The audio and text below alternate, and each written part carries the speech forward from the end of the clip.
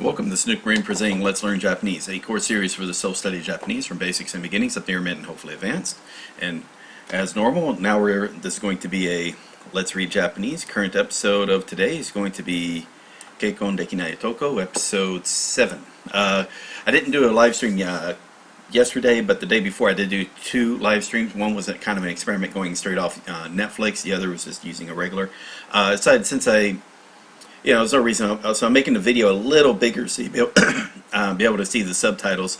I do have the actual subtitles for it, so I made them much bigger so you'll be able to read those a little bit better. Hopefully, hopefully this all works out. The up above, then of course off the side is going to be the transcript. Now the transcript in this case is actually just the subtitles themselves that I'm just reading, so basically it's kind of like the equivalent of reading a manga by that point. So it's not the way I prefer to do Let's Read, where it's essentially has textual descriptions of the scenes or actions that are taking place, or when you're doing a Let's Read of audiobooks. So again, and again, what I've been talking about as I explained is the plan is do a Let's Read of novels, light novels, then switch over to do that for about 10-12 sections, whatever it is, and then basically about a 200 pages worth of a light novel, and then switch over to doing a TV show for a few episodes, do a season or something, 10 to 12 episodes, then basically just flipping back and forth.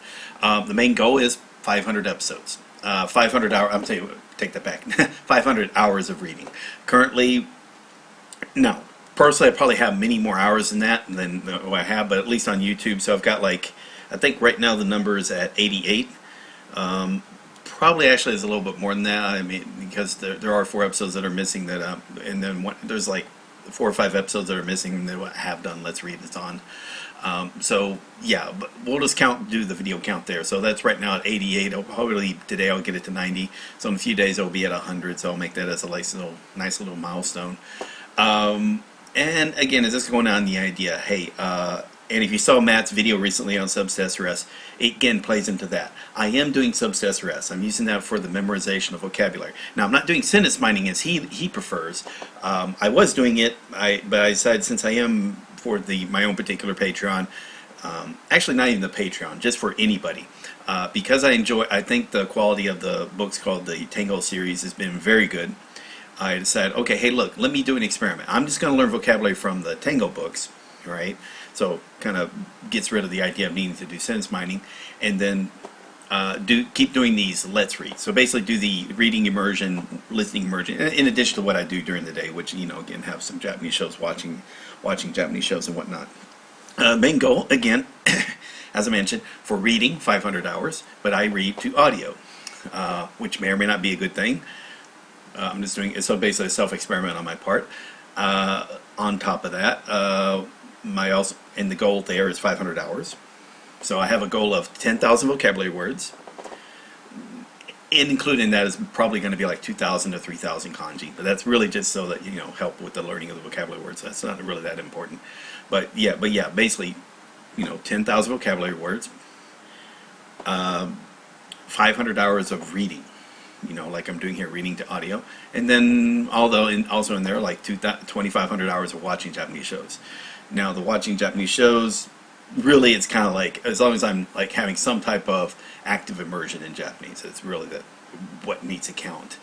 But of that, the easiest way to keep track of is just keep track of what shows have you watched. And with Netflix, that makes things even easier. Just pick a show, turn it on, watch it. If you watch 2 or 3 episodes a day, or 3 or 4, if you watch 1 or 2 episodes a day in a year's time, that's 350 to 700 hours worth of watching. If it's like 2 to 3 episodes, and again you just double it, so now 700 to 1,000, and then if it's 3 to 4 hours, then it's okay, then it's 1,000 to 1,400 hours, something like that in a year's time. And then doing that for a couple years, you kind of hit that 2,500 hour mark of immersion in the Japanese language. Again, of my milestone, my personal goal. And in there will be the milestones, which I kind of like every 5th of that is a milestone. So every 2,000 words, every 100 hours of reading books, every 500 hours of watching Japanese TV shows type thing. It's just it's there. And I'll say my weakest goal, I'm very hard, having the hardest, not even hardest time, just I'm not having the dedication that probably should be there, is watching the shows. Now, what I try to do is I'll play videos on loop in the background, and then, you know, and these are preferably videos that I've watched and enjoyed, so they're playing on loop, so that's good. If it's just the news or whatnot, I tend to just, you know, drown that out, so it's not really counting as watching. Okay, cool. All right, now back to the episode. This is episode 7 of Kekkon Dekinai Toko. It's, again, about halfway done with it. It's a very good series. I do recommend it. It's actually a good series. If you ever do sentence mind, I think this is a very, and if you're a guy, this is a very good show to sentence mind. Yeah, it's definitely daily life type vocabulary in a way. I mean, yeah, there's some medical terms, some architectural terms, but for the, you know, again, there's really good things that words that are going to have to do with dealing in sentences and phrases that are dealing with life in Japan, which is really good. You know, you could probably get that with slice of life video, slice of life anime, sure. But if you're not into anime, I'm not really that into anime, then the next best thing, Japanese dramas. There you go. You do get some weird people who, for some reason, they're offended at the idea that you use anything other than anime. I don't get that. You know, again, everyone's different.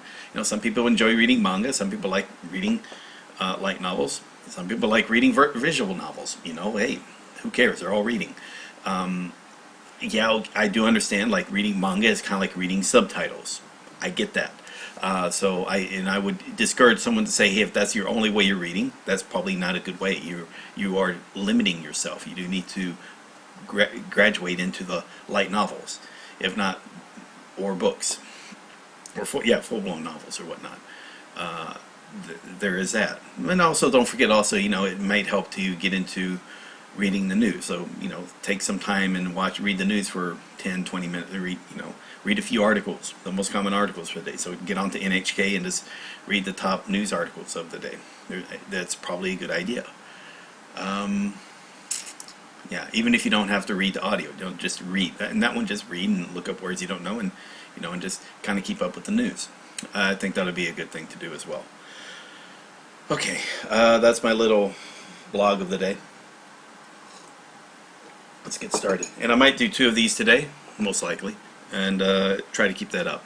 So I need to, like, you know, read for, in my case, a couple hours a day, study for a couple hours a day, and then fill in the rest with doing some stuff for the Patreon, which really is working with the Tango spreadsheets and getting that finished up. And again, if you ever, like in the description below with the N3 deck, and I'll be trying to get the N2 deck ready. It's not, you don't have to be a member of the Patreon to get these decks. All you have to do is just show proof of ownership, and I'll share you the links to the Anki decks. I've done it to, like, I've shared these over, I think it's approaching 400 times. I've shared over 400 decks. For people, yeah, I mean, just the N5 is approaching 200. So people are benefiting from it. So it is a good set of Anki decks, and it does. And again, this is a very good balance. If you remember that that recent video by Matt vs. Japan, which is a good video to watch, and it, you know, again, it's encouraging you mix in subset stress for learning vocabulary with the immersion of the videos. If you do one or the other, you can get okay, you can get good at it, but probably not as efficient as if you've combined the two in a good ratio. All right, with that, let's a quick question by Hana-chan. Have you seen the V2K deck? I assume they mean the virtual novel deck, based on light novels and visual novels. Is it better than Core 2K? I don't think it's better or worse. I haven't seen the deck. If it's got audio, fine. If it's frequency, again, Core 2K is not really a good deck. It's based on newspaper frequency list from the 1990s. So 10 years of newspapers in the 1990s. You can tell there are problems with that just from hearing what it is. If you're going to go with a set deck, I still going to recommend Entangle decks, but pre-made decks like that one, that just based on frequency list, are okay. I think they could probably improve it if they made sure to group them by themes, or thematic groupings of the vocabulary, I think would be great.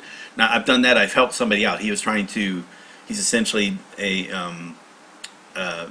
he's a not venture capitalist. Sorry, he's doing a startup, and he was trying to create a vocabulary list for people to study. So I went through these, a few hundred of the words he had, and I basically went and, okay, hey, this is a numerical word. This is this deals with medical, or this deals, basically try to thematically group where things are. Like, this deals with colors, this deals with numbers, this deals with, these are descriptive adjectives, things like that. These are family, these are words based on family, these are words based on work. And so I did that, and then I sorted all the vocabulary by the group, and then he had already had it to where, like, he had already had some natives go through and say, hey, these are important words, these are basically ranked the importance of the words. And so I did that, but then they put them through a closer group, and they became more fun to learn from what he could see. So that's one thing that can help. And you can do that. That's not too difficult to do with the existing deck. You just need someone who's familiar with the language and group it, and they're the ones that group it. Like, you don't want to. That was the reason why I tried to group stuff way back when with using kanji. It was like I was just using the fact that kanji kind of has, if a word has a kanji in it, it sort of has a meaning based on that kanji. So if you sort by kanji, you kind of group words with similar meanings. But also comes with its own problems. Like, again, you had a bunch of numerical words up like right near the top, so you're learning like like 30 to 50 of the first words you're learning have to do with numbers, and so it's just off-putting and annoying. But that was the Core 2K optimized, so not a good. I'm talking too much on this, but anyway, hopefully that answers your questions. Basically, I don't know. It probably is a good deck though, and nothing wrong with it. Especially if it has audio, I think then that's fine. I'm not a visual novel fan, but again, frequency lists are frequency lists. Usually the most frequent 2,000 words are going to there's going to be a big overlap no matter what your source. Okay, with that, let's begin.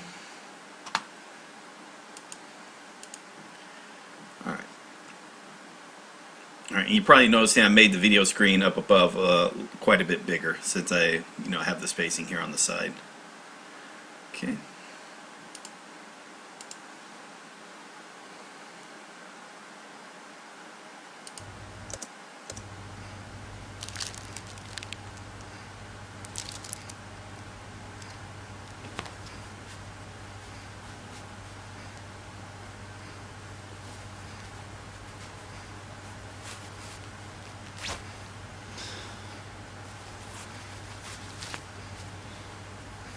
Alright, so also just to, let me go and take down the audio of my.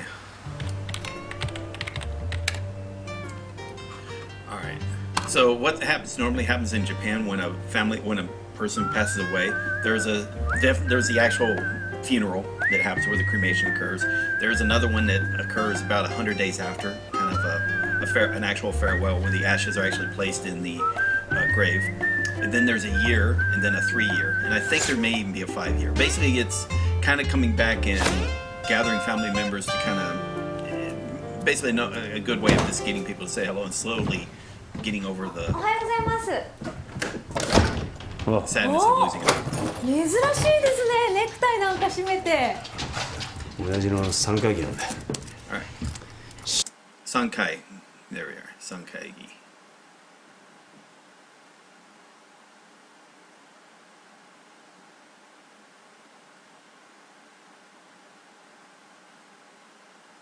Yeah, so it's saying here it's like Hijo, Nana, Sanju, San, Junana, sorry, Jusan, Junana. Anniversary of somebody's death. So anyway, Kaiki, Sankaiki da. 死んで2年なのになんで3回忌って言うんだろうね。ネクタイそれでいいんですか？何よ。いや、3回忌ってまだネクタイ黒だったような気が。And I'll just add this to an explanation. The reason why I'm saying this because I did attend a funeral recently for my wife's aunt, and the event. So again, usually with these funerals, you're going to wear just a jet black coat, jet black pants white shirt, like really white shirt and a black tie. And so that's, again, you'll see many people walk sometimes in the evening or during the day, walk around in these suits. You just know that they're attending some type of funeral event with for this. まったく冠婚葬祭ってやつら。冠婚葬祭。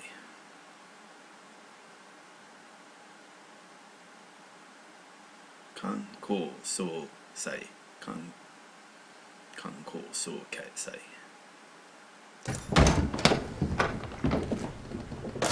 親切で言ってあげたのに感謝がない。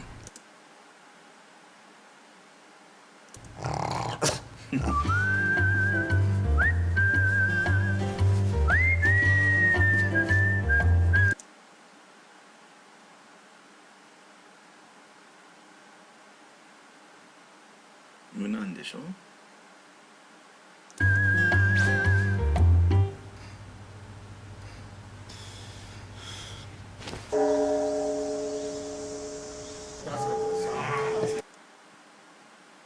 That's 種 right? 金のね。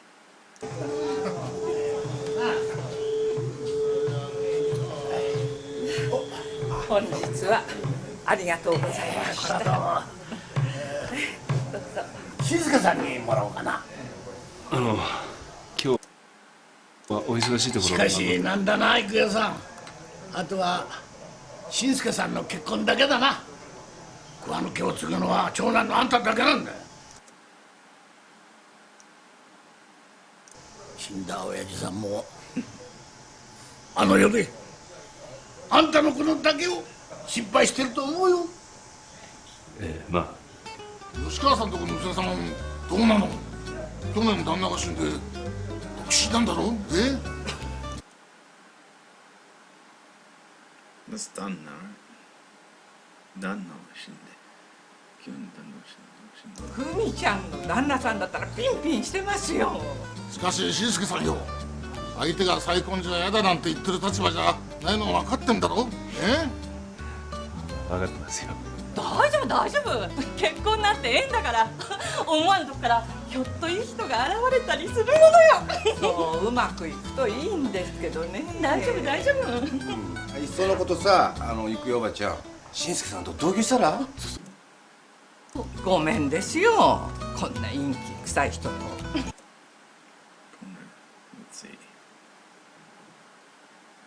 陰気臭い。陰気臭い。恵子ちゃんとこは？まあそっちの方が100倍増しね。由美もいるしね。100倍増し。絶対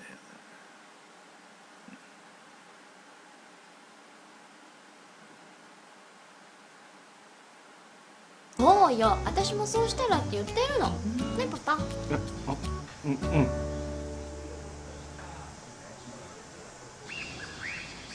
会うたんびに同じこと言ってるよ、あの連中は。会うたびに同じ。あなたが同じこと言わせているんでしょ。ちょっとパパ、さっきのリアクション何よ。何？顔引きつってた、やっぱ同居したくないんでしょ。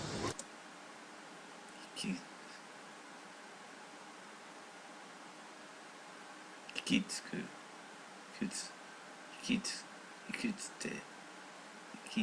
て。そんなことないよ。心配しなくても私今のうちを離れるつもりはないの。死んでお位牌になったら同居させてもらってもいい？ I'll also add, it's kind of an important thing, like figure out which of the children, adult children, will take care of a parent as they grow older and then need to basically can't live on their own anymore, so they'll live with their children's family. And it depends on, it is an important thing in like society, Japanese society, is who's going to be taking care of, really taking care of that parent.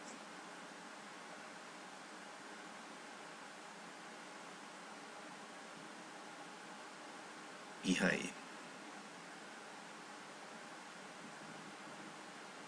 死んでお位牌になったら。ぜひ。あ、じゃあ俺仕事があるから帰るわ。車で送んなくていいの？この八幡村から早く出たいんだ。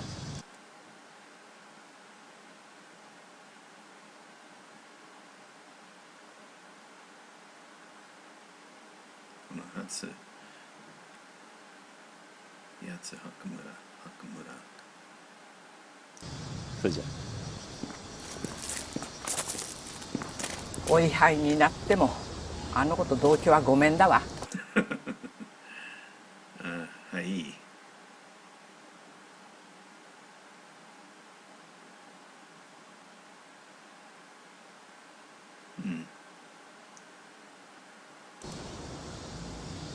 玄関別々にするのか？当然だろ。二世帯住宅だからってプライバシーは必要だし。二世帯住宅。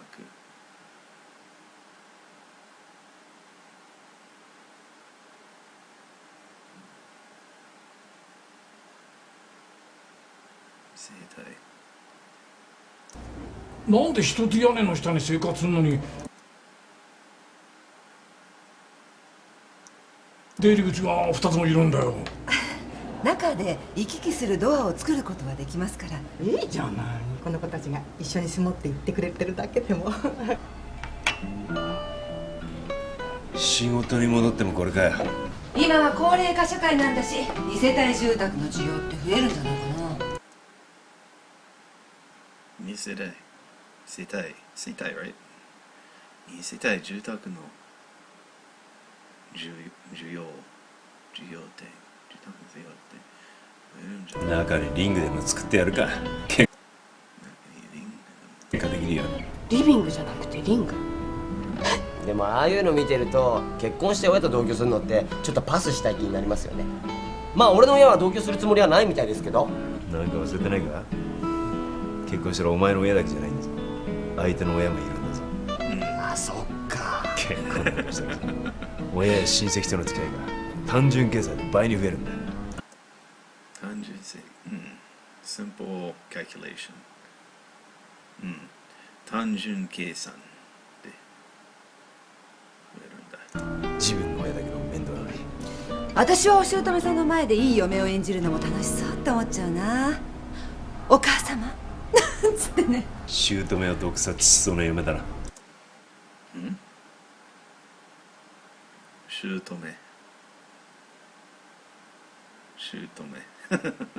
I remember that 漢字。姑を毒殺。姑を毒殺しような。嫁だな。雑談はこれくらいにして仕事の話をしましょう。雑談。さまざまなことを聞いた。雑談は。あ、悪い。なんか今日は俺は乗らない。え？夏バテかね。夏バテ Not like a heat. Yeah. 夏バテ。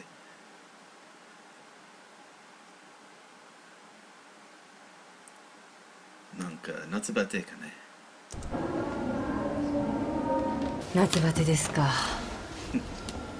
ええ。私もです。え？なんか体がだるくて力が湧いてこないんですよね。患者に症状を訴える医者を初めて見ましたよ。夏バテくらい誰だってなるってことです。規則正しい生活をして睡眠と食事をちゃんととる。水分補給を忘れない。水分補給を忘れない。そうやって解消するしかないですね。やってますよ、そのぐらい。継続してください。継続してください。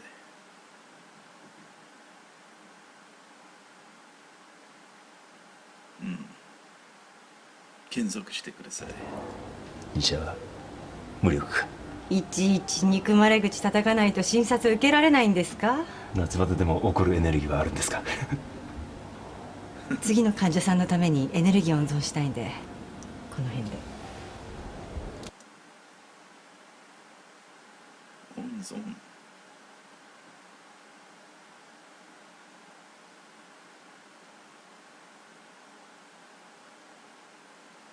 存したいんで、この辺で。ここに来て余計バテましたよ。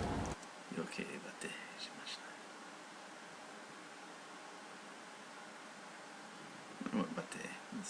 バテました。余計バテました。余計バテました。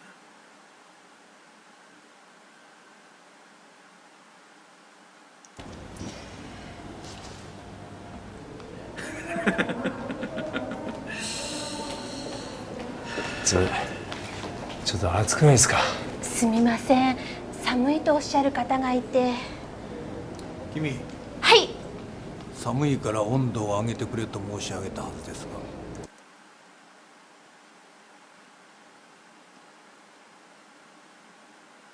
あげたんですけど、が、寒いんです。暑いとおっしゃる方もいまして。結構ですよ。わかりました。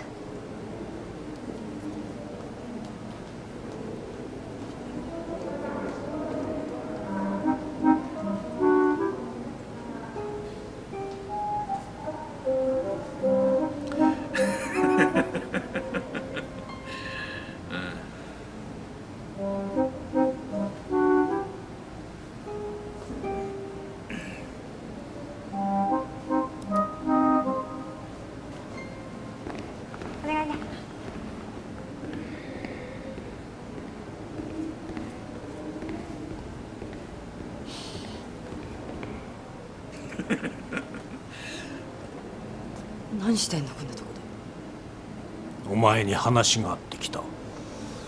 私忙しいの。少し話す時間くらいあるだろ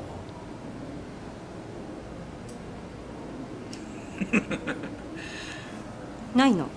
さあいらしてください。検査の結果ちょっと問題が見つかりまして。詳しくお話しします。どうぞこちらへ。すいませんでした。誰ですか？父です。それじゃ。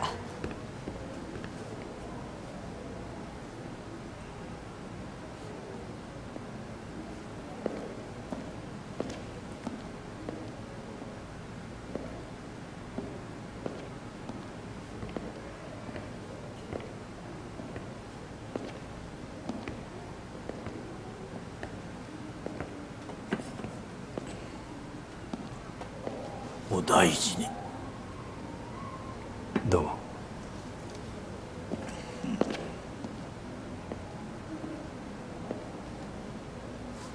今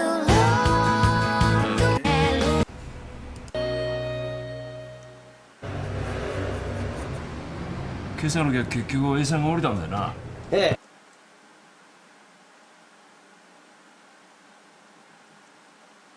それで玄関は別々にするという結論でした。なんかどうも発想が湧かない。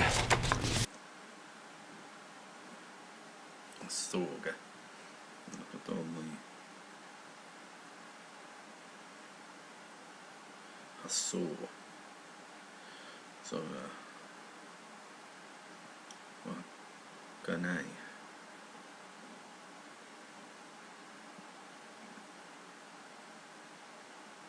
そうだ、湧かないや。うん。そうだ、湧かない。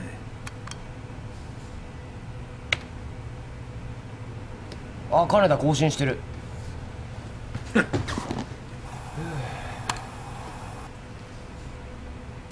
行きつけのバーで新しいカクテルにちょっとトライ。相変わらずのんきなやつだ。悩みはないのか？のんきな。うん。のんきなやつだな。ちょっとトイレ行ってこ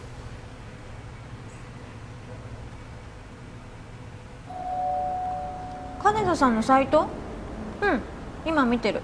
その写真に女の手が写ってるだろう。うん。あれ？このブレスレット。何見てんの？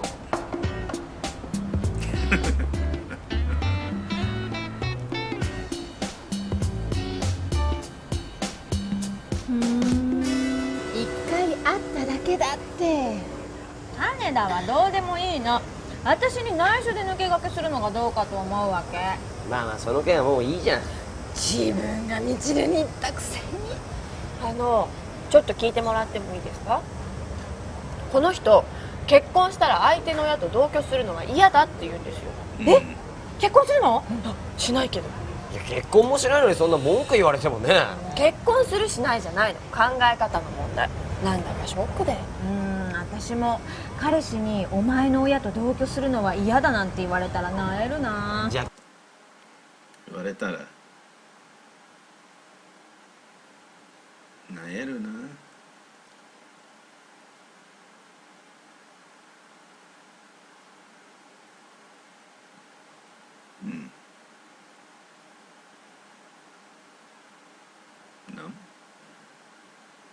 なえる。聞くけど結婚して姑と同居してもいいと思ってんの？私はパス。嫁いびりされたら嫌だもん。嫁いびりされたら嫁いびり。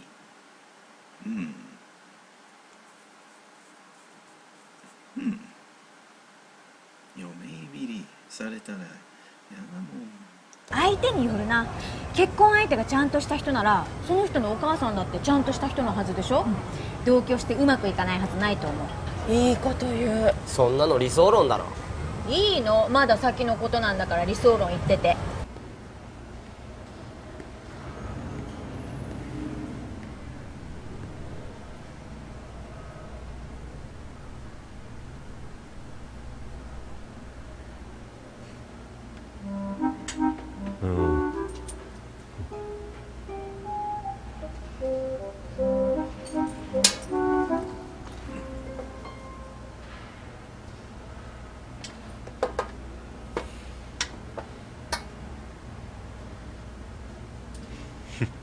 すいません。ここも。And video stores are still popular in Japan, unlike in the States.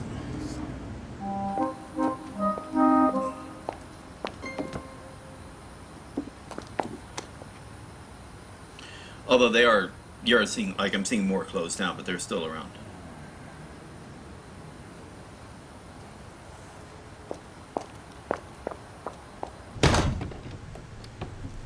どうしたんですか？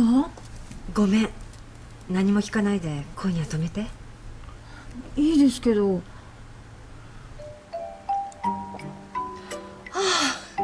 どうしてそんなお父さんのこと避けるんですか？どうせ見合い話持ってきたに決まってるの。35過ぎて世間体が悪いから結婚しろしろってうるさくて。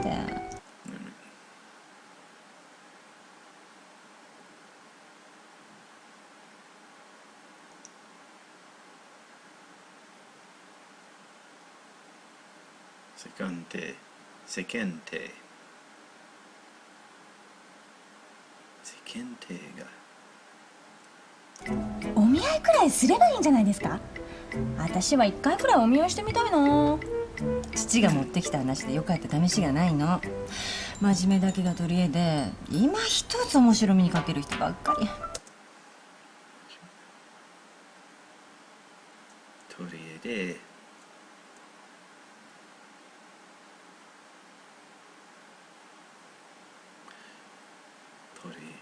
取り柄で今一つ真面目面白い。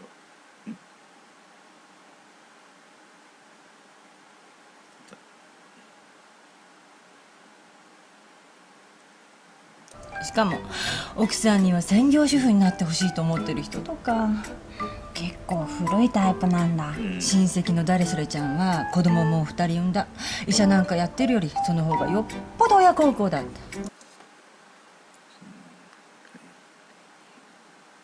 よっぽど。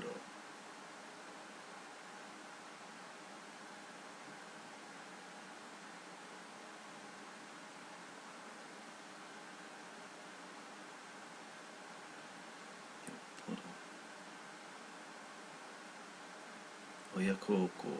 that's filial piety。親に大切にする。親孝行だって。まあ親なんて大体そういうこと言いますよ。3年前に歯をなくしたでしょ。そうなんですか。抑える人がいなくなってますます頑固で口うるさくなって。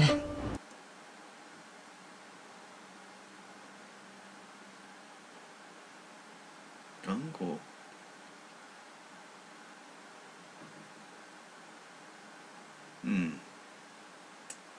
Like impertinent then, isn't it? Yeah. 頑固で口うるさくなって頑固で口うるさく。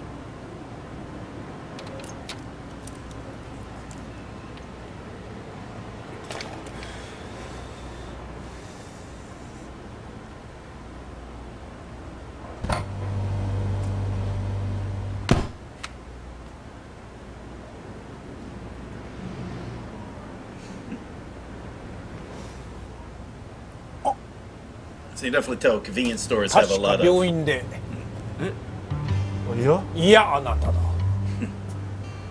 ああ、そういえ酒なんか飲んじゃダメでしょ。なんでそんな。病気でしょ、あなた。ああ、失礼ですが、ご病気は何ですか？あなたには関係ないでしょ。ありません。しかし病人が酒を飲むのを見過ごすわけにはいかん。見過ごすわけにはいかん。良い。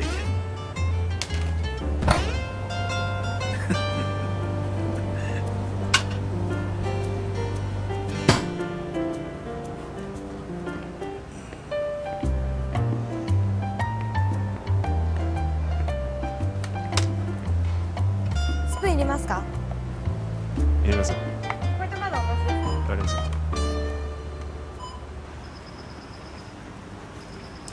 These are not as common anymore. The liquor, or the where you can order beers at the vending machines. もうじゃあ正直に言いますよ。僕はね、単に夏バテで病院行っただけで、さっきあなたの娘さんに成り行きで調子を合わせただけです。成り行き。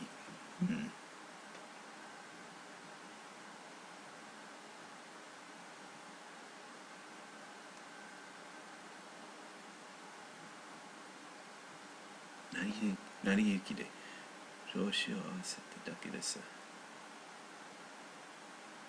調子を合わせる。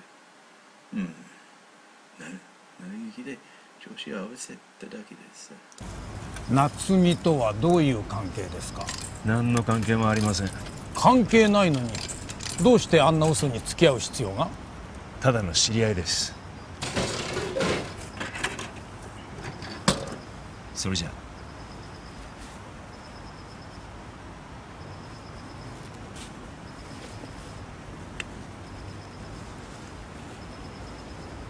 あれ、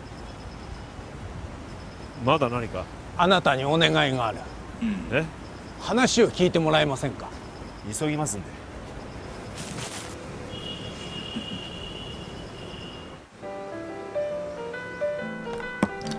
これ何？ああ、それボリュームマスカラです。へえ、こういうの使ってんだ。今若い子の間で流行ってるんですよ。若い子の間でね。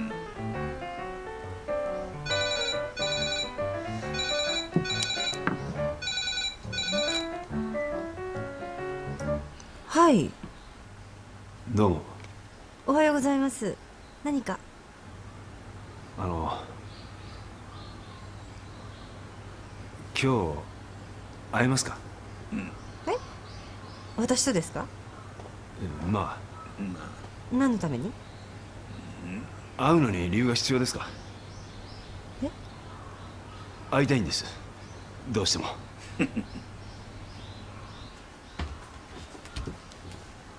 わかりました。ええ、それじゃあ。どうしたんですか？なんでもない。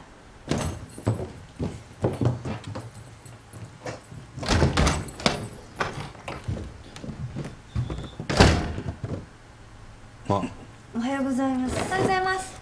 そこにいたのか。じゃあ13時に A to Z カフェで。うん。A to Z。なんだ、電話河野さんだったんですね。うん隠すことないのに。別に隠してなんか。会うんですか？なんか会いたいって。デートですか？違うでしょ。でもなんか挙動不審でしたよ。挙動不審。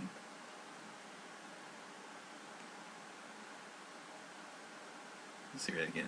挙動不審。挙動不審でしたか？どうします？プロポーズとかされたら。まさか。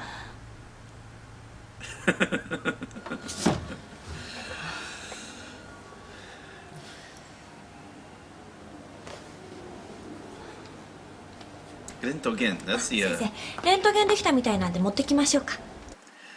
That was the X-rays, right? Let me see. I forgot. レントゲン。Yeah, X-rays. 先生、レントゲン。できみたい。うん、そうね。はい。あ、ごめん。私午後の診察までちょっと出かけてくる。なんかあるんですか？デートですか？何言ってんのよ。違うわよ。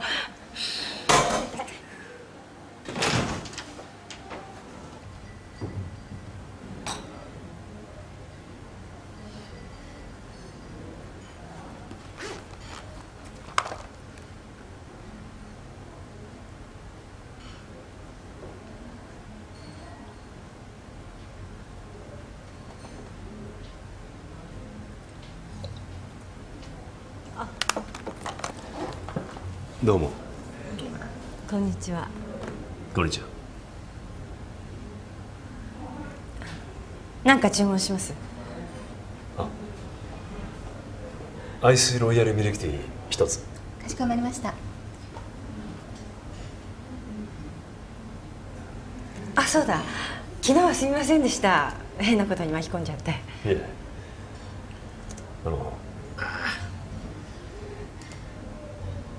Sorry about that. 巻き込んじゃって。We kind of wrapped into something. 巻き込んじゃって。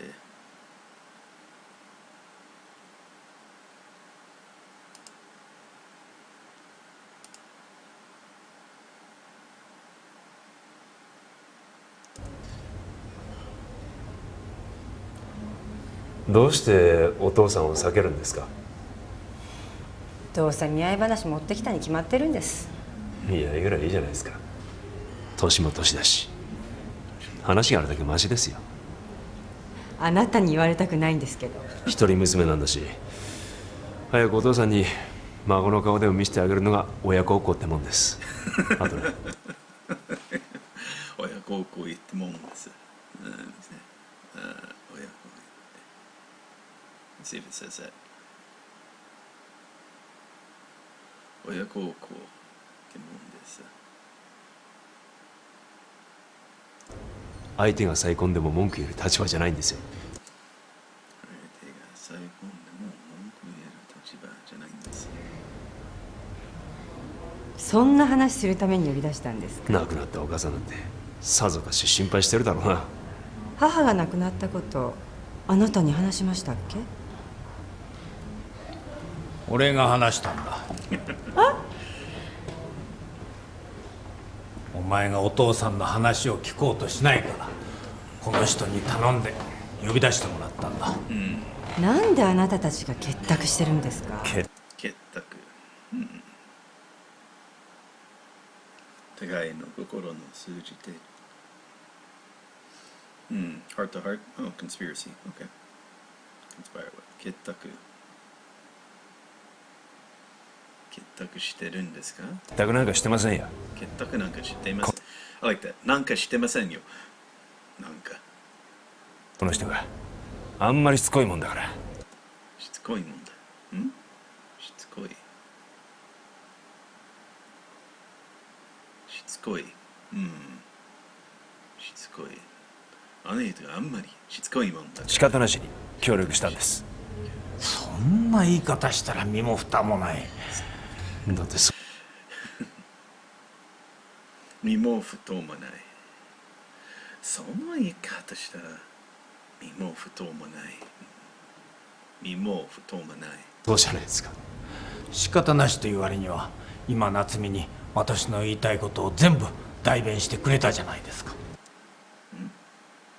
全部代弁して。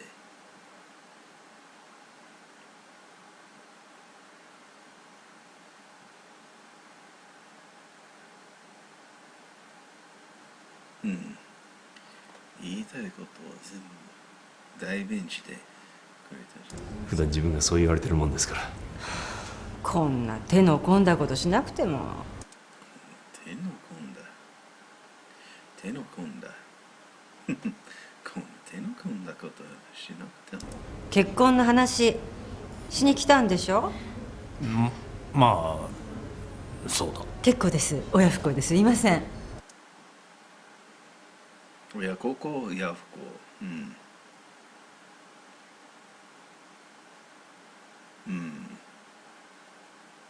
Disappointing the parent, right? Yep. Like a filial piety. 親孝行親不孝。周りの人にもこういう態度なんですか。そうです。嘘です。あなたたち二人にだけです。あ、じゃあ僕はこれで。あ、お礼はまた改めて。結構ですよ。それキャンセル。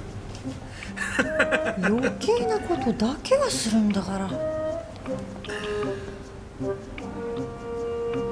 じゃあなんで父親の話が聞けないんだ。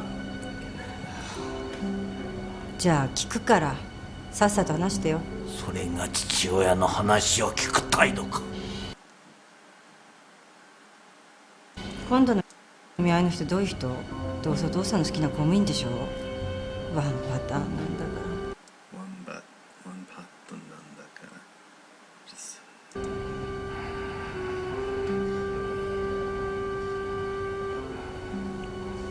ら。もういい。帰れ。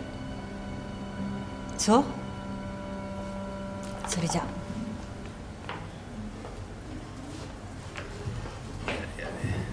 れやれ。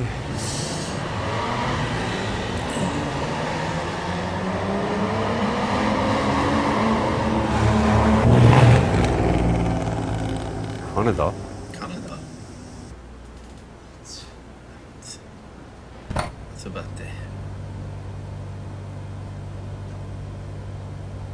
親不孝、親孝行、夏バテ、バテる、張ってる。夏美のやつ全く聞く耳持ちません。聞く耳。そうですか。聞く耳持ちません。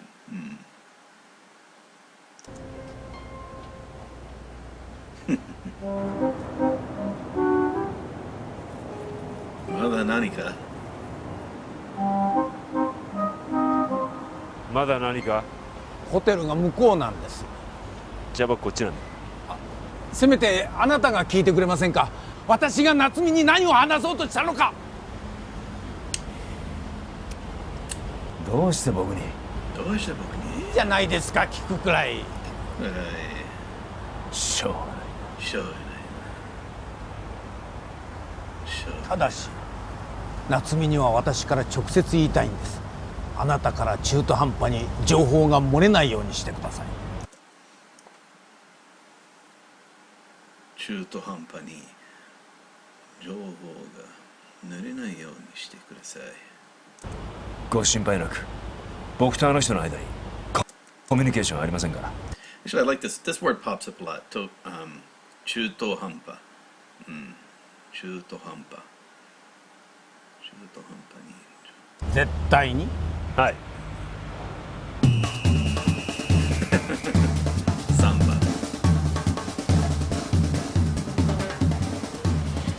なんだ、デートじゃなかったんだ。ごめんね、ご期待に添えなくて。でも桑野さん、なんでお父さんの頼み聞いたんだろう。ご期待に。待に触らなくて、期待に触らなくて、うん。そうやなくて、うん。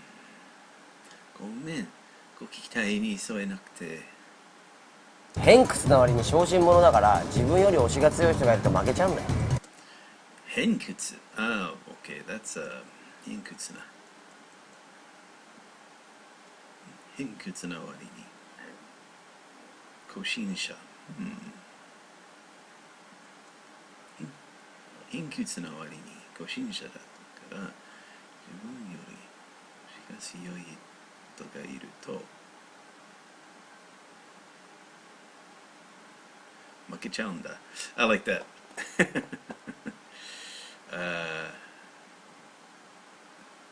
Yeah, I like that phrase right there. So you really's got the guy's number. You know, sort of like when he's at the adult video section and he wants to go in, but he's so scared if someone sees him going in. So you realize, you know, he acts like a person who doesn't care what other people think about, but then I don't think he doesn't care what people he knows thinks about. He only cares what people he doesn't know thinks about, in a way. If he feels like they work for him, or it's kind of a weird, I don't know, he's kind of a weird personality when you think about it, and how he reacts to situations.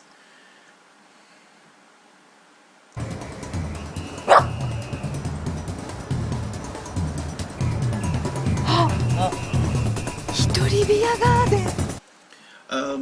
And I'll just add real quick, beer gardens are also popular in Japan. From what I've noticed, and I could be wrong, is normally they're at the top of a building, probably near restaurants or whatnot, but you know, at the top of a building, more open air, and yeah, it's just kind of a, you know, you'll have you can order food and beer, but actually you actually go in and actually just go and get your own order from the registers and whatnot. And yeah, just hang out, and it's mainly a kind of like a group event. Or yeah, so there again is like with the yakiniku place. It's just not a place you really go to on your own. I don't know if it's a kind of a date environment either. It does feel like a group environment. I could be wrong, like family or groups.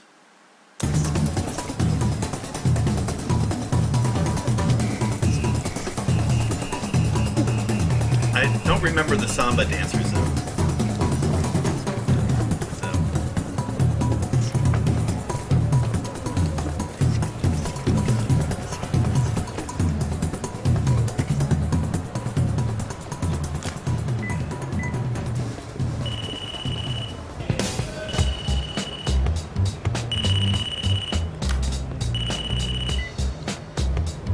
はい。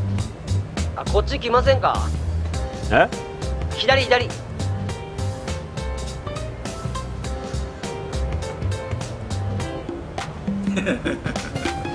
や、いい。そこに一人でいられると気になって飲めないんですけど。気になって飲めないんですけど。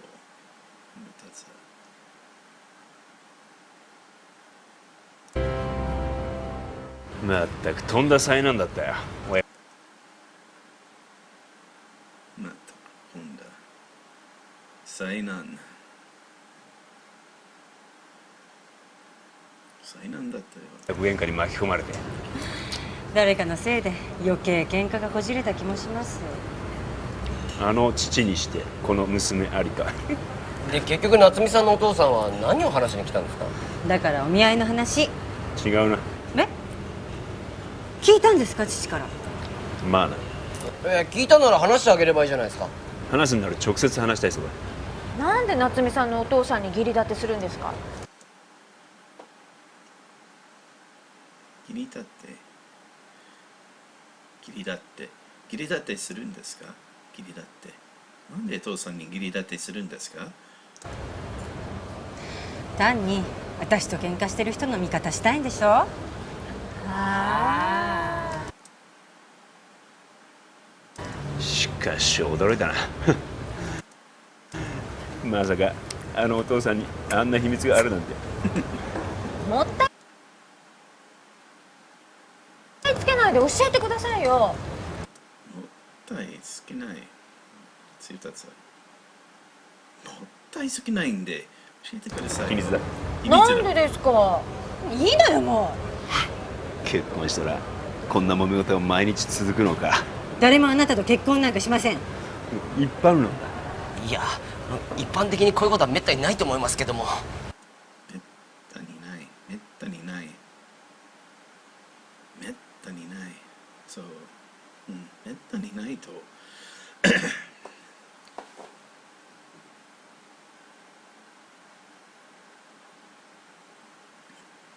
本当にこういうことはめったにないと思いますけど。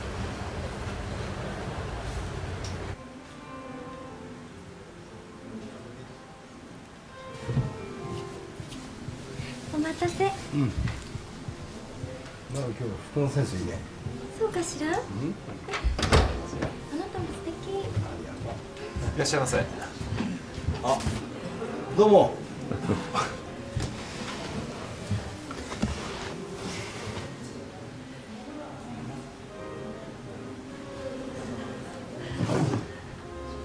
いつものダブルだ。ねえ、私の両親に会ってくださらない？まだ早いんじゃないかな。パパにあなたのことを紹介したいの。ダメ？パパが田園調布のお家を建て替えしたい。ぜひ合わせ。田園調布。Oh, so it's an area of Tokyo. Okay. 田園調布の家を建て替えしたいんで。建て替えしたい。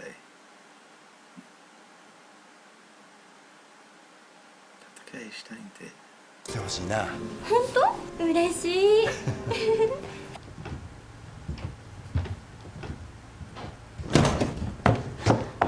やっと帰ってきた。ちょっと待っててください。何？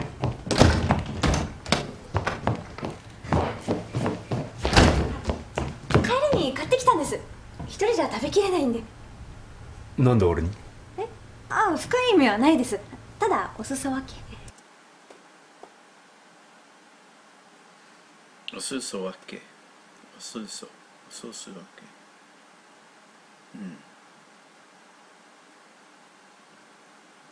お裾分け。ただお裾分け。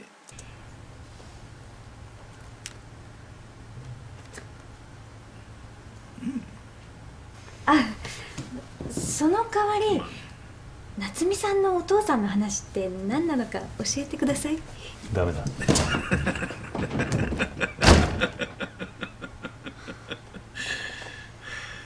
玄関を2つ作ると親世帯のキッチンが暗くなるんだよ。親世帯のキッチンが暗くなるんだよ。確かに。じゃあこっちを2階に持ってったらどうですか？嫌だね。ごめん。この間のお客様、お父様が反撃に出たらしいのよ。反撃に慌てめて敵を反撃を出たらいいのよ。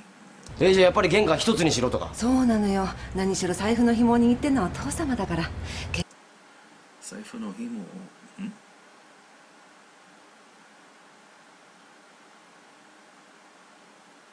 What that means? 何しろ財布の紐をが出るまで作業ちょっと止めて待っててくれる？せっ。結局出るまで作業をちょっと止めて待ってくれる？学作ったのな。まあまあコーヒー入れてあげるから。今夜丸山神社で盆踊りがあるんだって。丸山神社で What if that's a well known? No. Alright. 今夜丸山神社で盆踊り今夜丸神社で盆踊りがあるんだって。なんか夜店も出るみたいですね。時間夜店も空いたし気晴らしに行ってくれば？くだらんね。気晴らしに気晴らしにいてくれば。や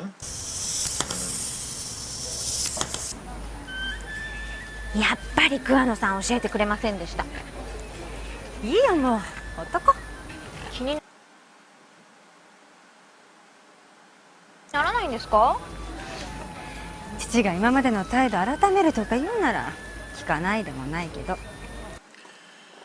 Okay, so Bonadori is like I think in August. I could be wrong. Let's see. They've had, again in summertime is also in Japan. There's lots of fireworks like you saw in one of the episodes, and then of course here in the summer, around August or something is Bonadori, and also about the time you get Silver Week, which is a lot of days off, or generally get a kind of a vacation time for Japanese workers. Yeah, you see, and usually they're all the same. You got the same stalls lined up. They're given, they usually you got a pattern of what they're selling. It's either yakisoba, takoyaki, sometimes chicken, kebab here and there. Some games that you do like you're going to see here. Yeah, and again, it's just a normal fixture of Japanese culture, at least from what I've seen. Depending on the place you go, like some will be bigger or smaller, but again, it all kind of has the same feel to it. It's just a matter of size and the crowd size. なんかお父さんのキャラ聞いてると難しそうですね。キャラ、父さんのキャラ、ね、character、キャラ、父さんのキャラ聞いてると。男ってどいつもこいつもどうして素直じゃないのかな。どいつもこいつも。どいつもこいつもってサンプル少なすぎですよ。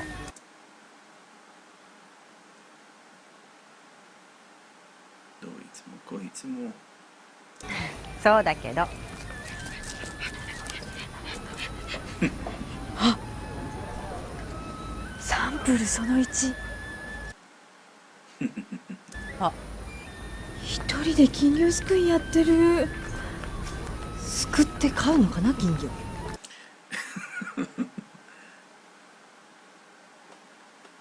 買うのかな。ああ、残念やな。Alright, let's see. Rotensho. Yeah, okay. Okay, that's a good word to know. Rotensho. Rotensho.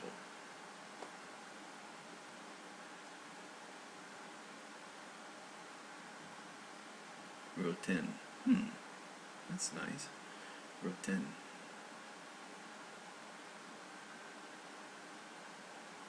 Roten.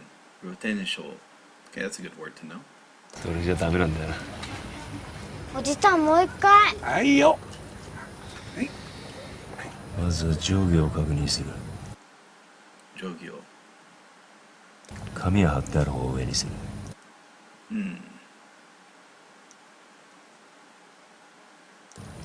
逆だと水が溜まって破れやすいからな。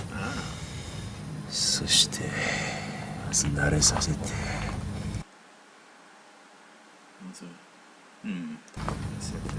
ターゲットを決め、網を斜めに入れる。網に斜めに、羽を斜めに入れる。そして金魚の下に網を潜り込ませる。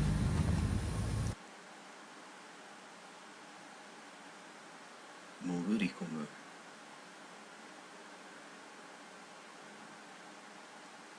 潜り込む。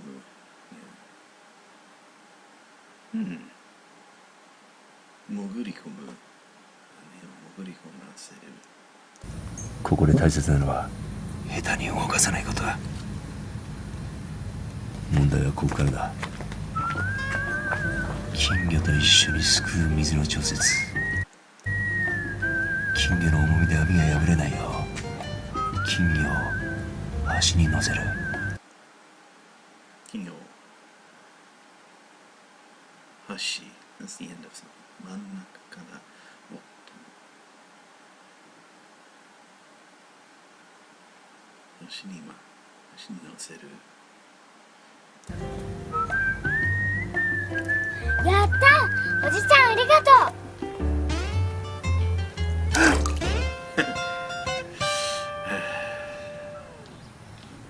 はい、残念。もう一回。あんた去年もいたね。これサービス。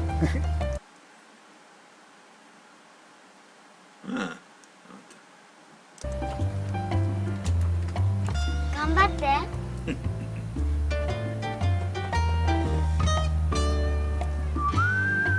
行きましょうか。行きましょう。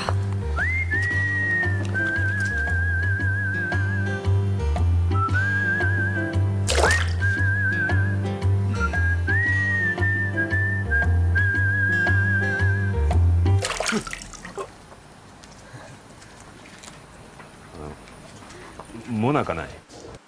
もなかない。もなか。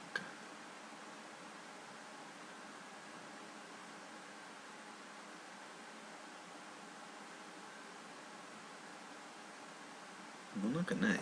うん。い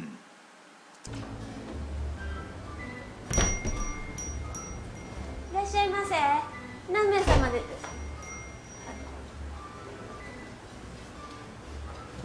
うん。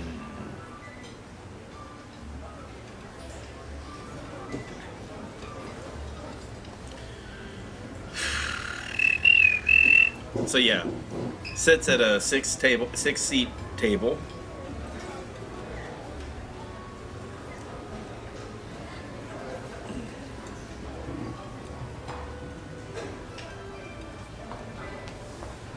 いらっしゃいませ。いつもメディア。かしこまりました。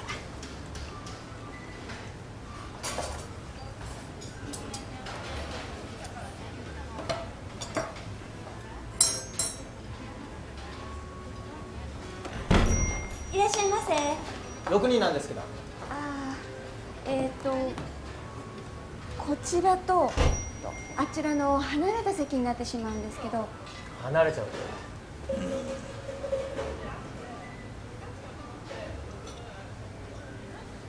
他探すか。申し訳ありません。行こうぜ。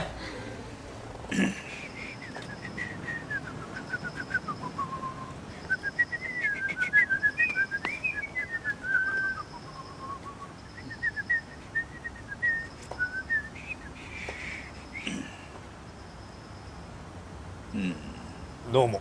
どうも。まだ何か。まだ何か。いや、もう何も。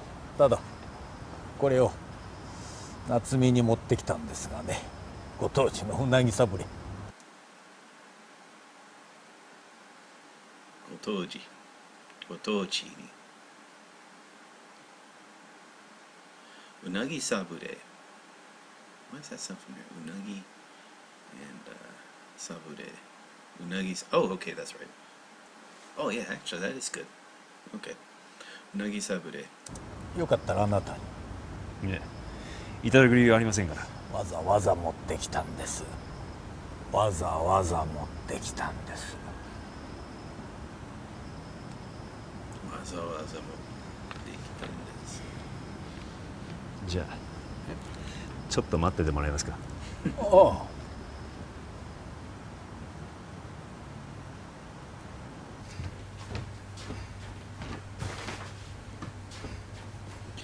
What? He had that sitting out the whole day? That's not a good idea. Okay. Again, that is meat, so you just don't want that sitting out. Yeah. お返しにこれを。何ですか。肉まんです。ああ。どうぞ。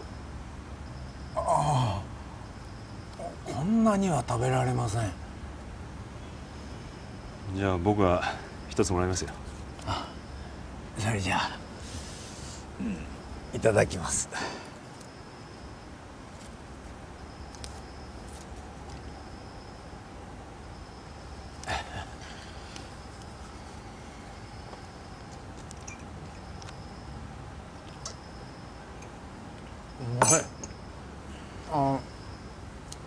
あのことを夏美に話しましたか。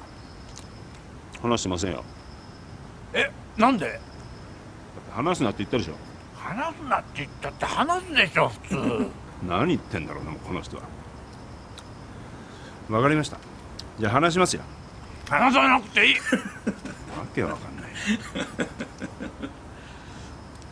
あ、ちるちゃんラムネ飲むの早いね。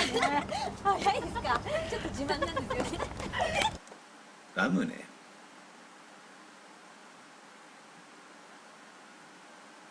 Oh, lemonade. ラムネ。早いよね。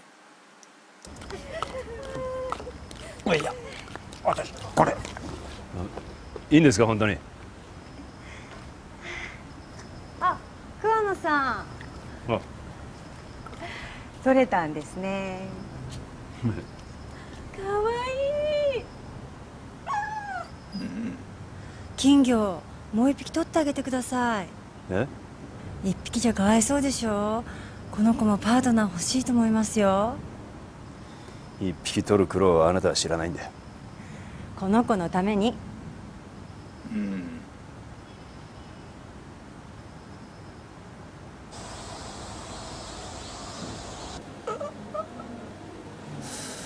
嘔吐ありましたか？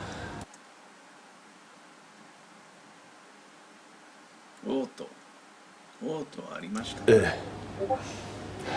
軽い食あたりですね。大したことはないでしょう。食あたり？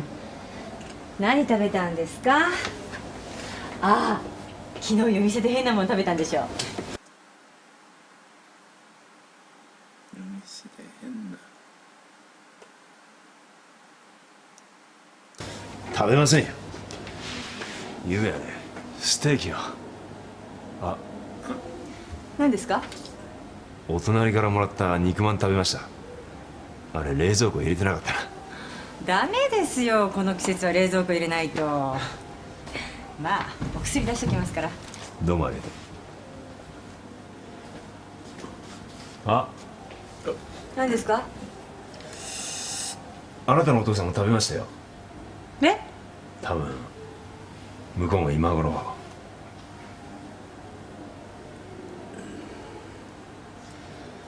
知りません、あの人。そうですか。それじゃあ。ちょっと待ってください。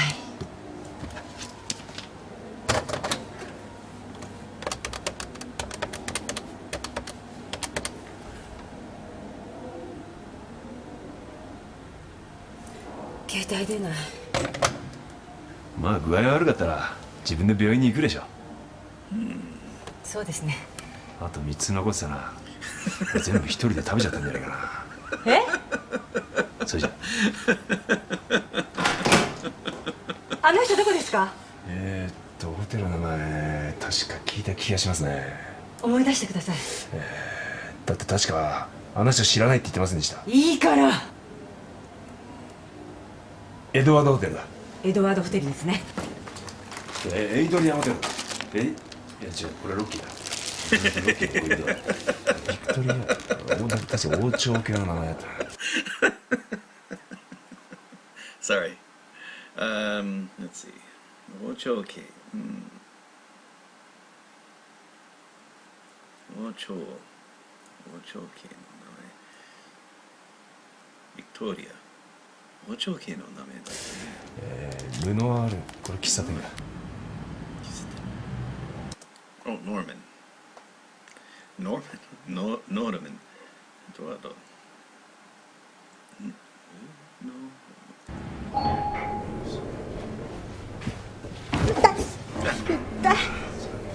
こっちだ。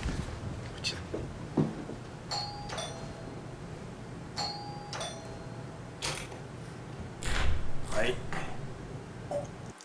Now, I like how for Kagi, it's also for the lock itself, not just the key. I've learned it as being key, but also the lock is Kagi no. 往診です。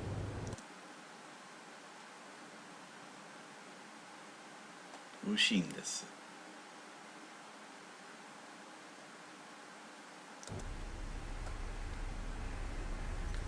確かに朝から腹は緩いが、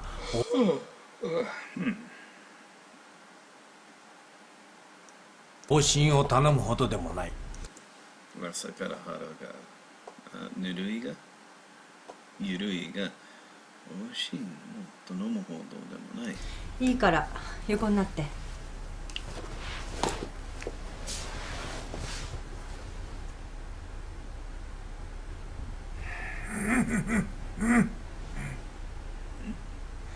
変なもん食わせやがって。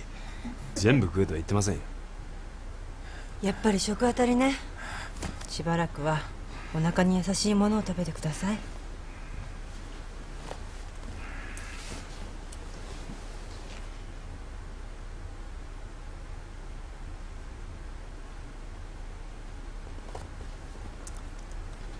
医者なんだな。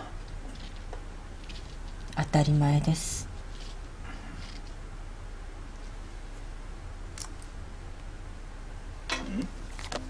何これ。結婚するかどうかもわからないのにこんな心配してもらわなくて結構です。誰がお前の結婚式の心配なんかするか。え？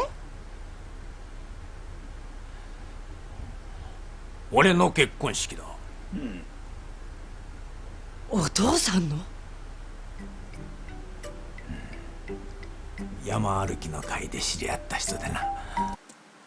山歩きの会で知り合っていい人だな。いい人なんだ。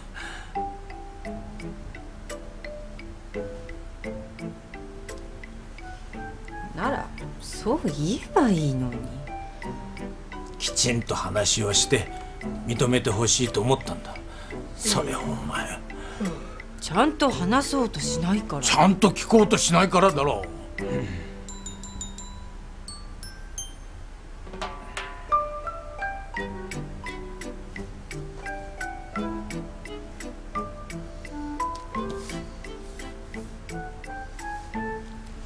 う。おめでとう。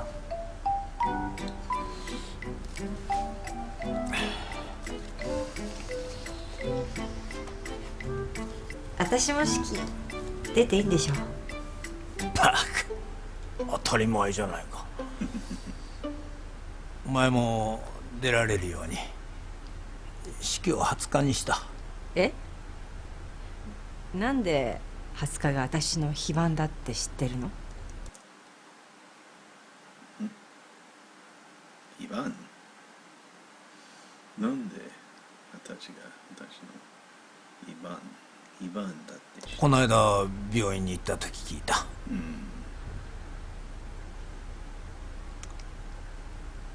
あとはお前の結婚だな。また。じゃあ僕はこれで。桑野さん、この度はいろいろとお前からも。ありがとうございました。あなたも早くいい人を。なんなら私が見合いの話を。結構です。ご自分が結婚するからって人を道連れにしないでください。道連れにする。それにしないでください。人を道連れにしないでください。それじゃ道連れとは何だ。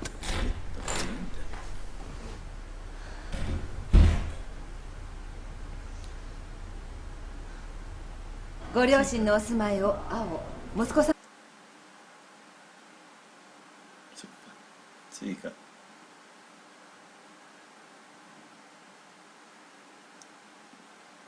ご夫婦のお住まいを黄色に色分けしてあります。ここは？こちらはリビングとキッチンです。リビングとキッチンはご両家で共有していただくという案になってます。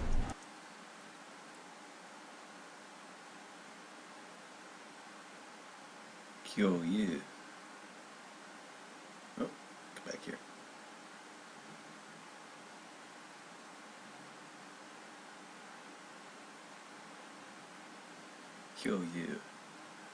共有いただく案になって。桑野によりますと、ご指定の予算ではリビングとキッチンを2つ作る余裕がないということで。そういうことです。それにやはり家の中にはみんなで話をしたり触れ合ったり喧嘩をしたりする場があってもいいんじゃないでしょうか。俺はいいぞ、別に。本当に予算足りないんですよね。足りませんね。全然。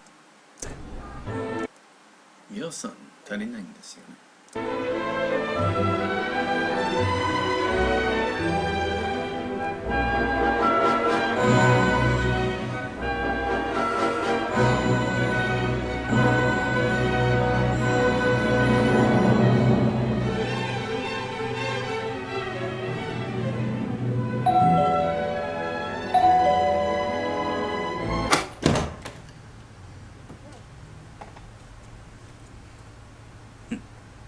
何か？父が今日結婚式だったんです。引き出物、父がよかったら桑野さんにって。引き出物。Yeah. So saying right there. So yeah. So after a, like at the funeral and also at the weddings and things like that. So a lot of times the guests pay.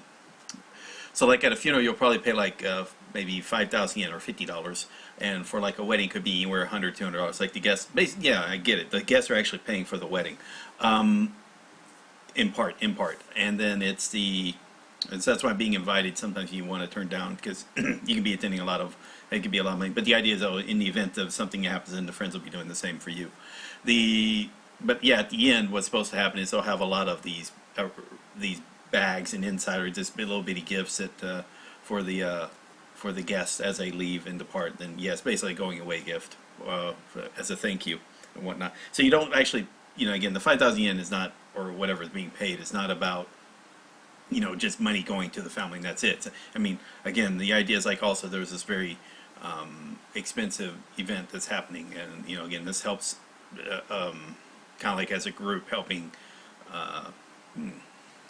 as a society kind of help allay the cost. どうせ一生使いそうもない絵皿か何かでしょ。ピンポン。どうせ人に使いそうもない絵皿が何かでしょう。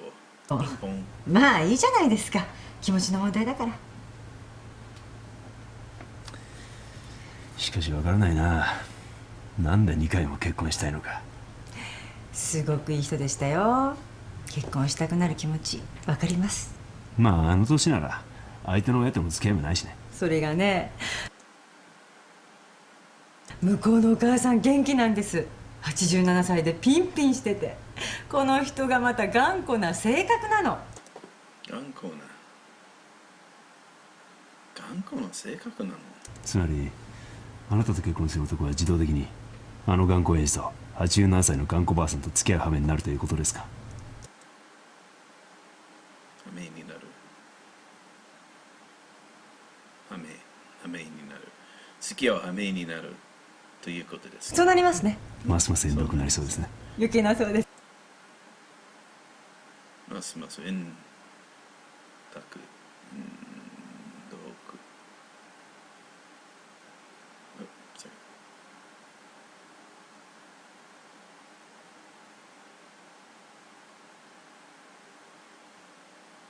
ますます縁遠くなりそうですね。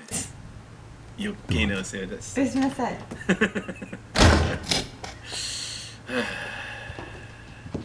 ああ、いたの。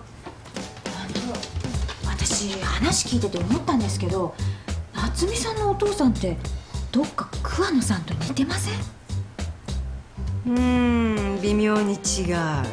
うちの父は頑固、桑野さんは偏屈。Stubborn, obstinate.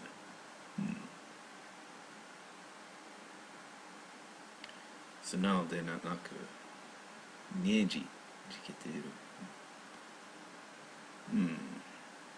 It's about the same. 頑固、偏屈。二人とも変だっていう点では似てるでしょう。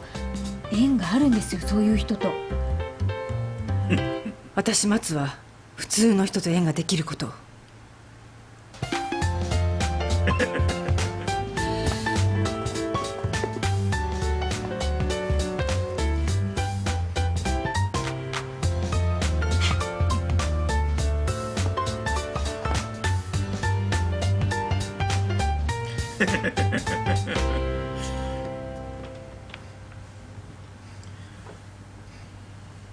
結婚なんかしてみろ。気は使うし。気は使うし。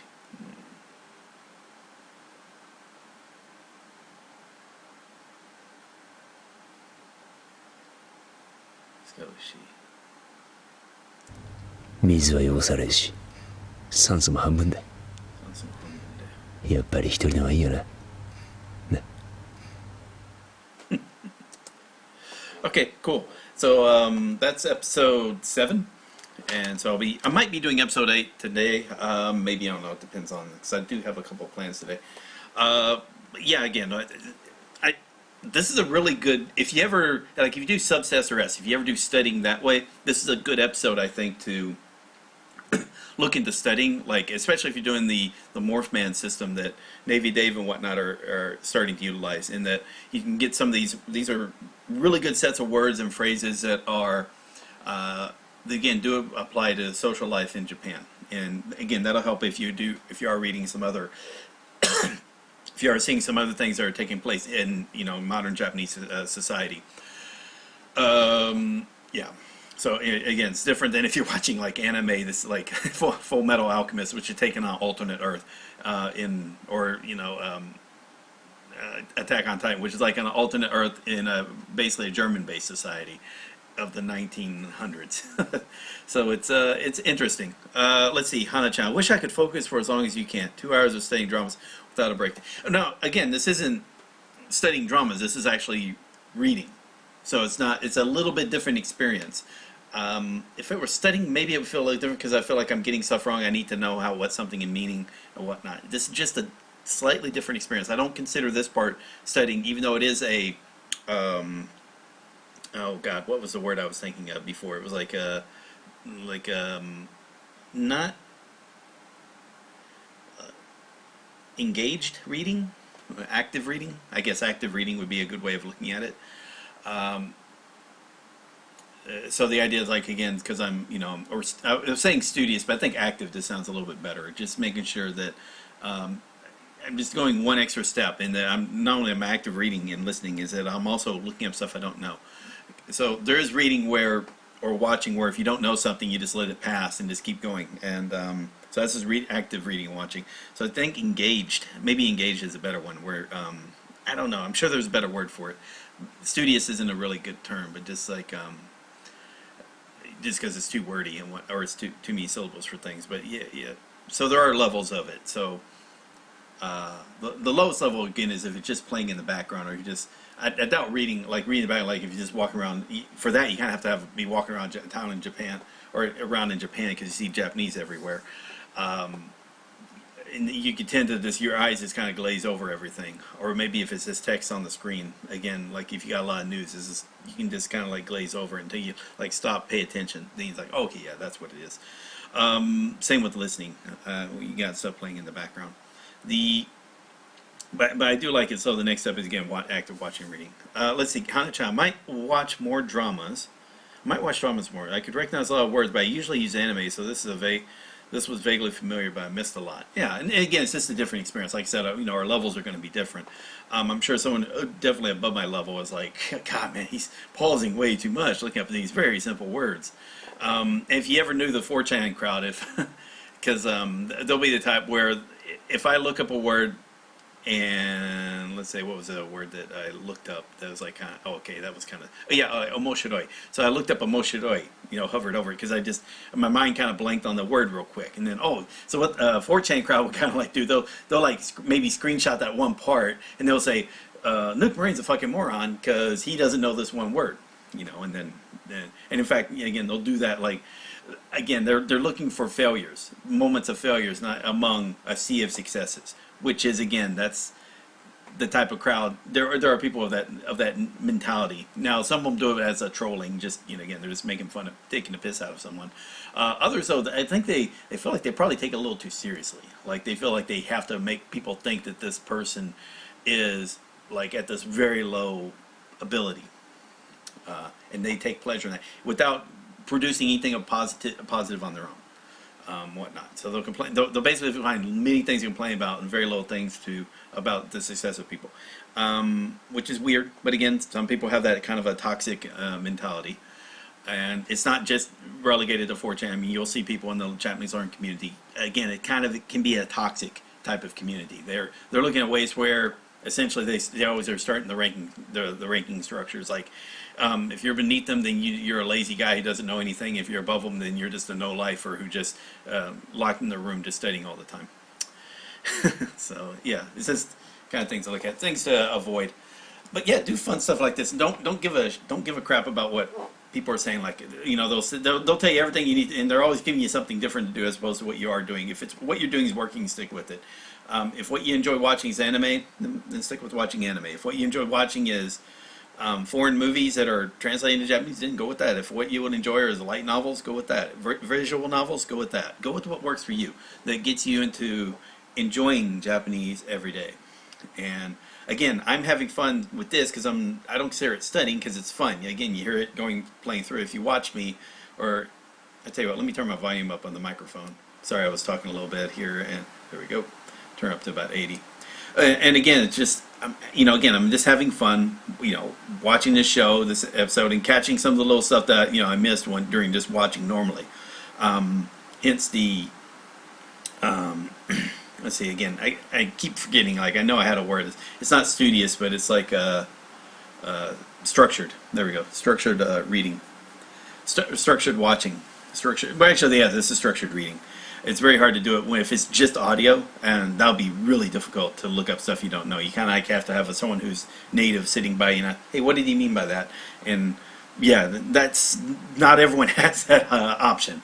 Even if you are married to a Japanese person, they're probably not going to want to sit down and explain to you all the little details, because you kind of like have to pause and while they explain it, because otherwise the story's going on. Then you want them to kind of shut up because the story's going on again. So again, it just depends how you go. But whereas this is different. Now you've got a ready-made. Hey, you know what? If you get into a part you don't know, just kind of hover over it, like bimyo. Bimyo. Subtle. 微妙に違う。父は頑固 what is it? Yeah, 頑固。クランさんは偏屈。Something like that. So it's a subtle, I like that. 微妙に違う. So like a subtle difference. There's a subtle distinction. It would be a way you would translate that. I wonder if do they have that there, or no, they don't. So and yeah, if I were translating that, or if I was interpreting that, that's how I would interpret that as. My father is kind of stubborn, but Kuwano is obstinate, just in a weird way. And the affinity, like they both, so yeah, they're both got a close association with each other. Seem to be. There's a connection between the two, which I can see that now. And yeah, it's kind of cool that you saw this. I do enjoy this series. This is a really good series to kind of see things about Japan, understanding stuff about Japan. It would help though you have someone to explain it to you. So you play this and have someone like, hey, can you break this down as far as culture, like as what's happening in Japan? And I think you'd actually have, if you took an episode like this, and if you had a person like italki, and a tutor and whatnot, and how, hey, explain this cultural stuff. I think that's a really good use of a tutor's time, like explaining the cultural aspects of Japan, because that's something that it's kind of hard to kind of read up on. I guess you can, but like having it like demonstrated for you in video just is a lot more fun. And maybe having a person explain like what's happening during some of these festivals, because again, these summer festivals, like the Matsuri parades and whatnot, are again a big part of Japanese culture. And understanding that is, again, helping you understand a little bit more of Japanese, because the language is connected very closely to the culture. Because, again, most people who speak Japanese live in Japan, which is exactly not the case when it comes to English. English-speaking cultures around the world are radically different. Not only just in, definitely culture, also in accent and whatnot. You got English-speaking culture in, even in India, again, which again, it's got its own other, but it's such a common language that, again, then there are phrases and words using that to where it has its own, basically it's a, it could be considered like a dialect of English, I guess it would be a good way of saying it. So yeah, dialects, and whatnot. So yeah, I mean, so much so that we actually we assume like there are accents related to a region that someone came from that learned English in that region, which is cool. I don't know. Now, I don't know if that's the case with Japan. I mean, I asked my wife and some others about it, but it's, like, hey, can you tell based on how a person speaks where they're from? If they're speaking Japanese, there's a certain. And that's not always the case. Like they say, like there's a way, like let's say a Mormon missionary might speak that's different than someone who's trained in college. It's different than someone who has a Japanese wife. Depending on how they've learned Japanese, and they'll speak differently. So even if you hear also some, so I don't know if they're like the same odd phrases are said the same way. If they're both all like their native language is English. It just, so again, my Japanese is not good enough where I could, maybe tell like where a person's from based on how they're speaking Japanese. But you could kind of tell that there is a difference. So that's also something of interest. I don't know. I'm just talking about culture again. Get back on culture. But yeah, so yeah, learn all that. And a lot of your Japanese schools, they do go into the culture of Japan. But again, is it that important? Probably not early on. Again, you wanted to understand the language, and adding the culture to it can help. But there's a point, maybe not early on. There is some reason you want to understand a little bit of the culture when it comes about why is it saying ageru versus kureru, which again is about a culture of placing of the point of view of the speaker. Again of put yourself below the other person. That's just a way in which you approach the language. And by understanding that, you understand which is the correct word to use. So you gotta, for that point of view. Same thing with honorifics. Like again, you never refer to yourself or your circle with honorifics to someone outside that circle. It just again sounds rude. Like you don't refer to. There's a way you refer to your parents within your circle versus outside the circle. You wouldn't refer to their father as Chichi. It's your father, Otosan Chichi. Whereas you wouldn't call your father Chichi. You would again call them Otosan or Tosan. Just the nature of the way it works, and just understanding that parts of the culture is necessary for understanding the language. So and again, as you do have to understand more and more of the culture to understand, because again, some of this vocabulary is based on the culture. Like some of the words that have popped up today. I forgot what the word is, but in the the ceremonies of it, like what was it, kosai or something like that. I forgot the word for it, but it was basically all these various ceremonies wrapped up. The shiki sai, gokon shikisai, something like that, where it's getting all these ceremonies.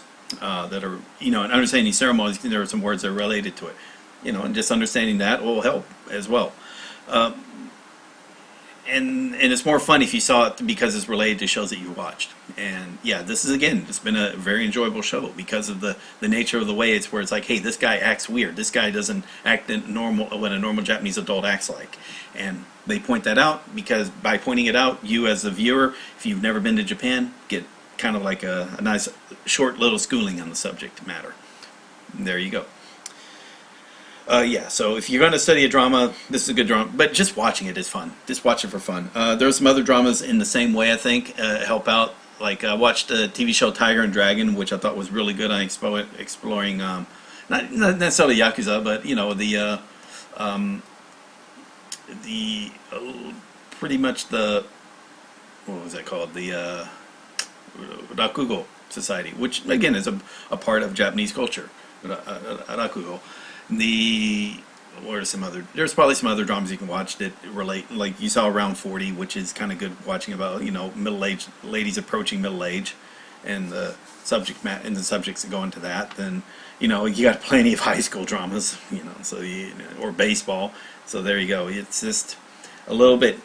You get some of it's good, some of it's not. I don't think I really cared too much about baseball, but the little bit I learned about it, on how Japanese treat it is, some of it's from Murky's. Okay, I'm talking way too much. It's just, yes, have fun. Again, part of the reason, hopefully the reason a lot of people are learning the language, besides just the challenge of learning a language, with some people that's the only reason they're learning it. Have fun with it. Find something you have fun with. I have fun with dramas. If it's anime, do anime. If it's books, do books. If it's visual novels, do visual novels. If it's hentai, do hentai. Who cares?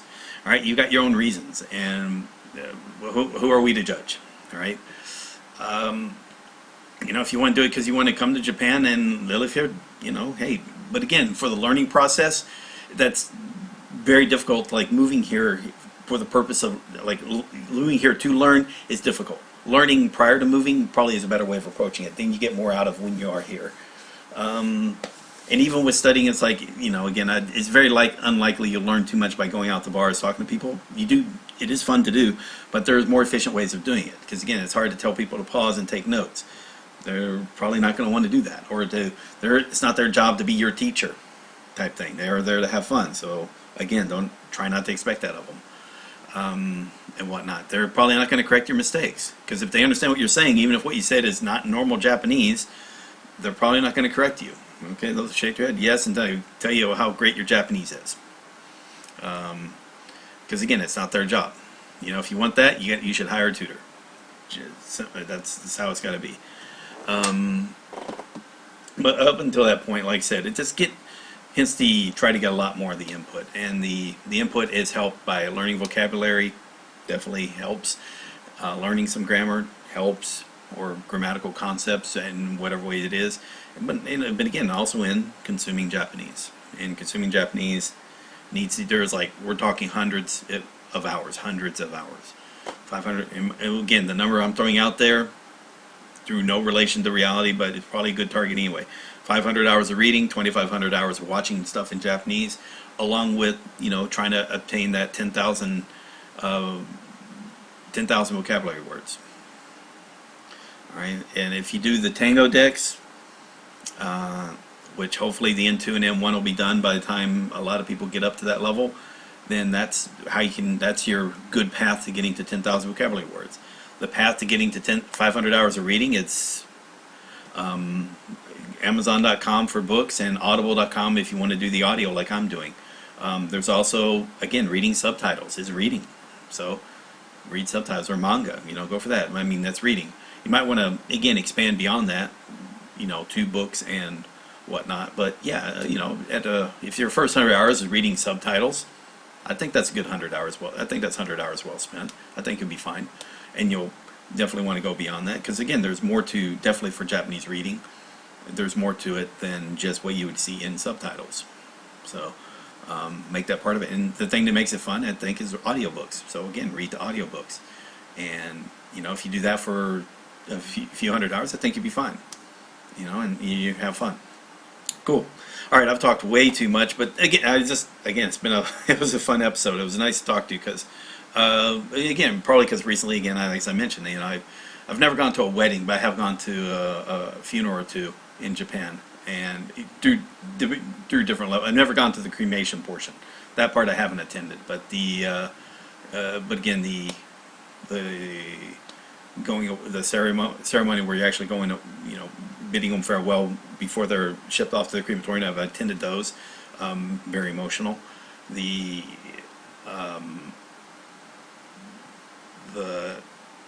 90-day mark, I've attended the 1 year and the 3 year ones I've attended. So and there's a difference between Buddhist and Shintoist, so on how the ceremonies are handled. But again, I don't think I've attended the Buddhist. I've attended one Buddhist variant, I guess. Most of them have been kind of Shinto variants. Okay, and I'm no means not even close to expert. Just attending. So I couldn't really explain a lot of it in detail. But it might be something of interest, and probably what you're noticing here. It's something that sometimes you have to read up on. Even as a Japanese person, they may not be fully up on, what to do for like he was wearing the wrong type of tie, for example. It's, which is kind of comedic. If you understood the culture, then that makes that a very funny scene. Okay, with that said, thank you all very much. This is Nuke Marine, episode 7. We've got about 5 episodes left. After that is, the plan is Harry Potter, and I think the TV show, if not GTO, although GTO is tempting, I think I'll go with, instead, a different high school drama, which is Nobita will produce, and then I'll try to figure it out from there. I've got to, watch a few of the dramas that come with, they're still got transcripts existing on Drama Note, and go it that way.